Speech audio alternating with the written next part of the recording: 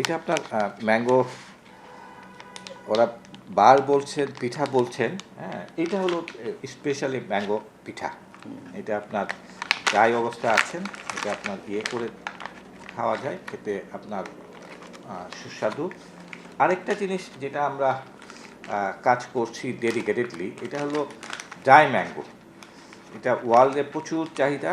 আপনার ন্যাচারালি ম্যাঙ্গোটাকে শুকিয়ে এটা করা হয় এবং এটা খেতে খুব ক্রিস্পি এবং খুব টেস্টি, এবং ওয়ার্ল্ড মার্কেটে এটা খুব ডিমান্ড। কতদিন থাকে স্যার এটা? এটা আপনার 5-6 মাস থাকে, 5-6 মাসকে ওয়ার্ল্ড মার্কেটে খুবই ডিমান্ড। এটা আপনার থাইল্যান্ড এই ব্যবসাটা করে প্রচুর রেভিনিউ আর্ন করছেন, ফিলিপাইন এটা বিজনেস করে প্রচুর রেভিনিউ আর্ন করছেন। তো আমাদের এই ম্যাঙ্গো যেটা আছে সেই প্রক্রিয়া যদি আমি দিতে পারি, তাহলে আমাদের এই শিল্পটাকে পুনর্জীবন করা খুবই সহজ হবে। এই জন্য শুধু ফ্রেশ ম্যাঙ্গোর পাশাপাশি এখন আমরা বলছি প্রক্রিয়াকরণে যেন জোরদার করুন।